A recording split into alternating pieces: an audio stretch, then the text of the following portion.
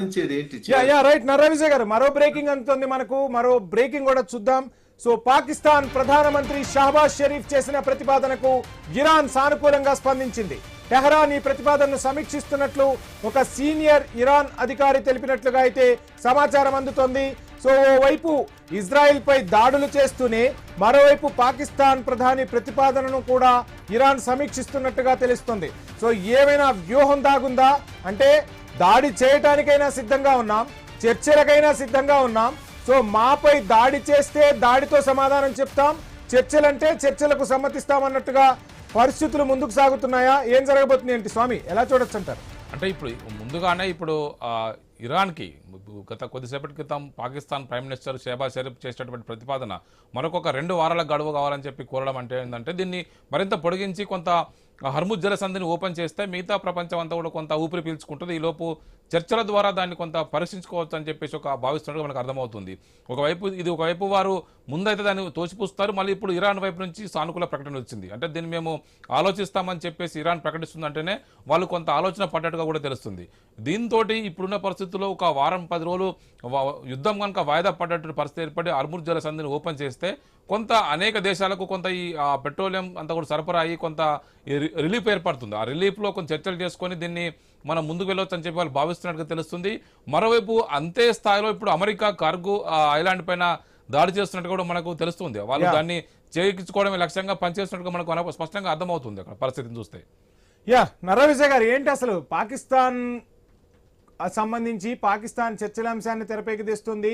So ఇది America మాటగానే చూడొచ్చు అంటారా? పాకిస్తాన్ చెప్తే వినే పరిస్థితులు ఉన్నాయంటారా? ఏం జరుగుతుంది అనుకోవచ్చు విజయ్ గారు? ఓకేనండి, ఇప్పుడు లేటెస్ట్ బ్రేకింగ్ చూస్తే ఒక మంచి పరిణామం అనుకోవాలి. ప్రపంచానికి కావచ్చు ఏదైనా ఒక మంచి పరిణామం. ఇరాన్ కూడా ఒక తెలివైన నిర్ణయమే తీసుకుంటుంది. ఇప్పటిదాకా మనం అనుకుంటున్నట్టు వాస్తవానికి సంధి కుదుర్చుకోవాలి. ఇప్పుడున్న ప్రపంచ పరిస్థితుల్లో రియాలిటీలో ఉన్నటువంటి సిచ్యువేషన్ లో మనకు సాధ్యం కాదు. ఇంత మనం ఒంటరి వాళ్ళం అవుతున్నటువంటి సందర్భంలో ఎవరు ఇంటర్నల్ ఏదైనా మద్దతు బహిరంగంగా ఎవరు ఇరాన్ కు మద్దతు వస్తలేరు. అమెరికా ఉన్నటువంటి సందర్భంలో ఎవరు బహిరంగంగా వస్తలేరు. ఏంటి అసలు ఆలోచన చేసి సానుకూలంగా స్పందించడం మంచి, ప్రపంచానికి మంచిది, ఇరాన్ కు మరింత మంచి జరుగుతుంది. ఈ మౌలిక వసతులు ఏవి కూడా, మౌలిక వసతులు నిర్మించుకోవడం అంటే ఒక్క రోజులో నిర్మితం అయ్యేది కాదు. దేశ నిర్మాణం అంటే ఒక రోజుతో అయ్యేది కాదు. ఎన్ని సంవత్సరాల నుంచి, దాదాపు 40-50 సంవత్సరాల నుంచి వాళ్ళు నిర్మించుకున్నటువంటి మౌలిక వసతులన్నీ ఒకసారి పోతే మళ్ళీ నిర్మించుకొని అక్కడ ప్రజలు తట్టుకొని ప్రజలు బతకాలి. ఆ రకమైనటువంటి సిచ్యువేషన్ లేదు. ఇప్పుడు చేసినటువంటి వాళ్ళు ఇరాన్ వాళ్ళు ఆలోచించడం కరెక్ట్ అయిన సమయంలో కరెక్ట్ నిర్ణయం.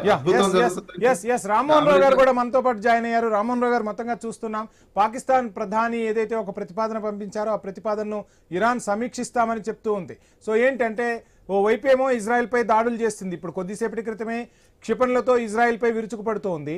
మరోవైపు పాకిస్తాన్ ప్రధాని ఏదైతే ప్రతిపాదించారో ఆ ప్రతిపాదన కూడా సమీక్షిస్తామని చెప్తున్న పరిస్థితి. సో ఏం జరుగుతుందంటారు? ఏమైనా మంచి పరిణామం, ఒక శుభ పరిణామం చోటు చేసుకునే పరిస్థితి ఉందా? 2 గంటల 44 నిమిషాలు టైం ఉంది ఇంకా ట్రంప్ గడువుకి. ఖచ్చితంగా వంశీ, మీకు అట్లా విజయ్ గారికి స్పెషల్ నమస్కారం. ఒక అరగంట క్రితం వరకు మాట్లాడుకున్నాం. ఒక వేఅవుట్ కోసం ఇటు అమెరికా ఇటు ఇరాన్ కూడా 2 ఎదురు చూస్తున్నాయి. కాకపోతే వ్యూహాత్మకంగా ఆ వేఅవుట్ ను తిరస్కరించింది అమెరికా. పాకిస్తాన్ ఏమన్నది, 2 వారాల పాటు ఆగుదాం, నేను మాట్లాడతా అంటే సమస్య లేదు, మేము ఊరుకునేది లేదని చెప్పి అమెరికా తిరస్కరించింది. ట్రంప్ తిరస్కరించారు ఒక అరగంట క్రితం చూసాం మనం. కానీ ఇప్పుడు ఎక్కడి నుంచి వచ్చింది స్పందన? ఇటుపక్క ఇరాన్ నుంచి వచ్చింది. అంటే ఇరాన్ కూడా అంటే పౌర నష్టం పొందు లాభం కదా, అనవసరంగా ఎందుకు పౌర నష్టం అని చెప్పి ఓ రకంగా వేఅవుట్ కోసం వెతుకుతున్న ఇటుపక్క అటుపక్క. ఇప్పుడు ఎప్పుడైనా 2 ఉంటాయి యుద్ధంలో, అయితే రాజీ లేకుండా పోరాటం ఇప్పటిదాకా అన్నది, కానీ ఇప్పుడు రాజీ అంటున్నది. అంటే ఒకవేళ పాకిస్తాన్ కనుక అటువంటి ప్రతిపాదన సరిగ్గా సిద్ధమై వస్తే మేము కూడా సిద్ధం అనే మాట ఇరాన్ నుంచి వస్తున్నది.